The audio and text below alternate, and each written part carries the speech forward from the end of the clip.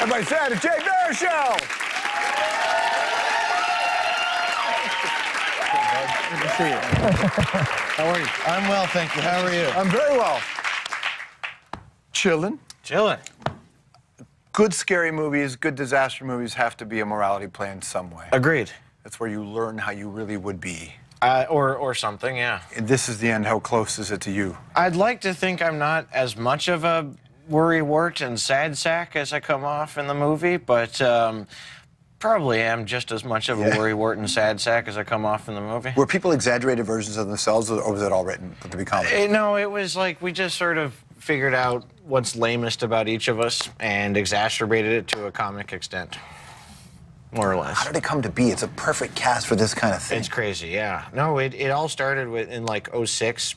Seth and I were in this short film called Jay and Seth versus the Apocalypse, where it was about Jay and Seth in an apartment during the apocalypse. And I played Jay, and Seth played Seth. Seth played Seth. Well, it's fascinating stuff. I mean, you guys were true to yourselves. That's pretty great. Yeah, we tried our best. We tried to keep it real. I don't even know what that means. And then they convinced somebody who controls purse strings that this could be a movie. Of course, when it's a short film, it can just be Seth and I in an apartment. For a big feature studio movie, it has to be a mansion. And instead of just Seth, it's James Franco and Jonah Hill and Danny McBride and Craig Robinson and a cast of thousands of stars. Movies like to sell the idea that you're buddies. Was everybody a buddy on that film? Oh yeah, I mean, we are as buddies as our lifestyles can allow us to be. You know, I live in Montreal and they live out here, and we're all fairly busy and north of 30, and so like,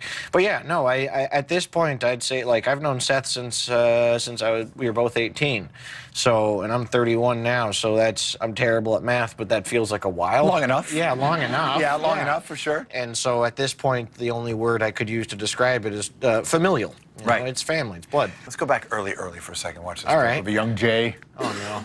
Oh jeez. See ya.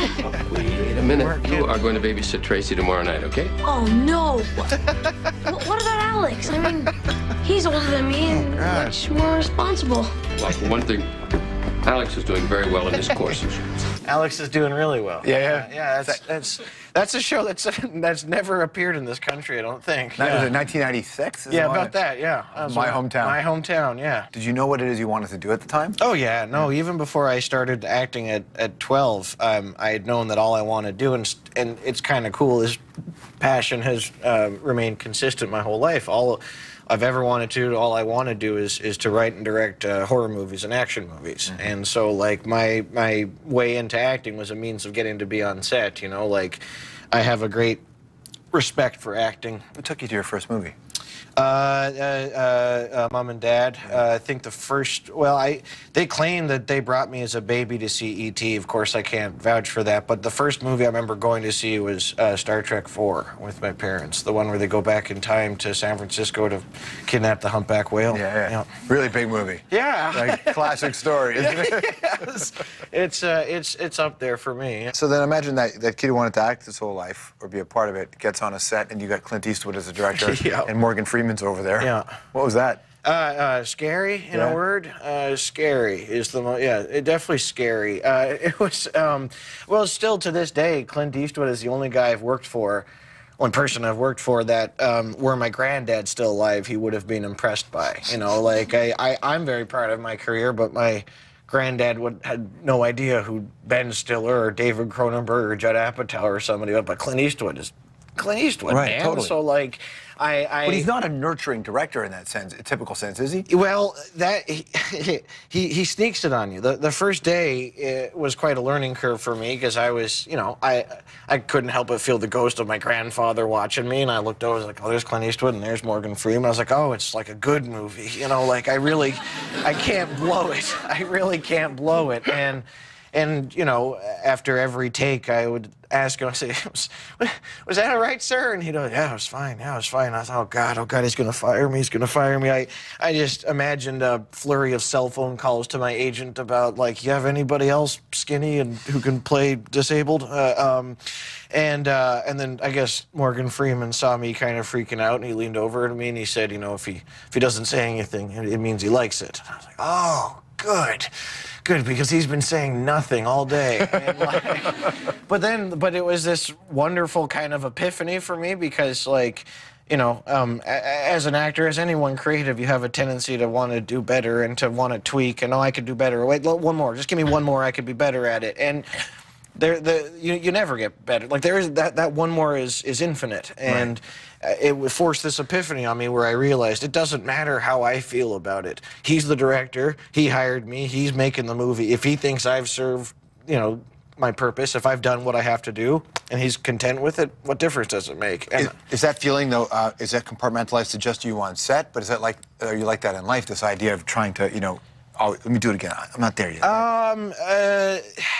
I suppose. I mean, I have to say I'm pretty content for the most part with my life. I have a really great mother and sister. I live very close to them. I have an awesome house with cats in it. And how many cats? There's 2 right now. Okay, because you know 3's the line, right? What is 3 really? is the line. You can have 3, but after 3, and 3 is even weird in some places. Well, no, I agree. I know that these 2 cats that I have make an unholy stink in my basement constantly. I tell you what, there's a disgusting little bit of trivia for you. When we were making this movie Tropic Thunder in Hawaii, a lot of people got sick on that set with something called leptospirosis, which is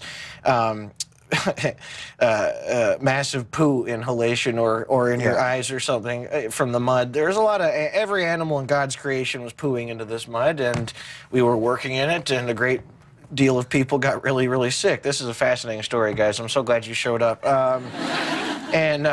Considering that the symptoms are like a cross between mono and food poisoning, I was one of the few people that didn't get sick, which I was like super psyched about. That I was like, oh, that's just because I grew up around cat poo and didn't wash my hands every time I've cleaned the litter box. I do now. I clean them. I wash my hands every time I clean the litter box, but I've grown up with them. I've had cats since I was a kid. You're just tough, that's all. That's it, exactly. I have, if nothing else, I have a high tolerance for poo. Stick around more with Jay right after this. Please do. Let's be back here. We're hanging out with Jay Baruchel. I want to go back to the movie for just a second. Let me go back to say, are you a religious person? That's a tough question to answer. I suppose yes and no. I was kind of raised in 2 faiths growing up.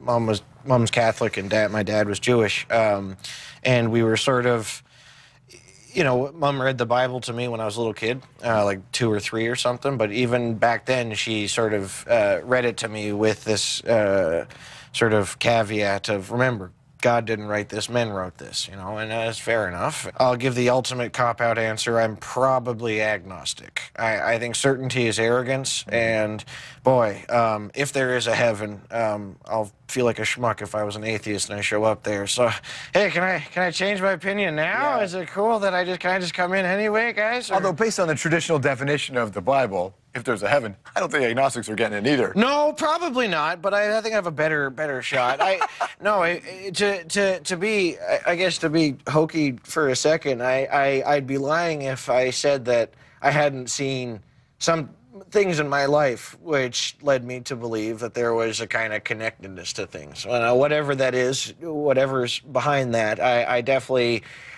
I've seen something. What kind of things? Well, sometimes there's you notice patterns, you notice intention, you notice sort of things happen a certain way that they should, you know, good or bad. I've been able to see this sort of, and again, this might just be the delusions of a pothead, but I've seen a music and a math to my life that independent of what I have to do with it, and I just like, I don't know, it can't hurt to keep my mind open. A lot of people want to feel like they have some sense of control over their life. Mm-hmm. Are you one of those people? Indeed, yeah. But then that stuff would almost take that away from you in a sense. It does. I suppose. I have to say though, there's times where it's nice to breathe a bit easier and to just forfeit control to some higher power. And you know,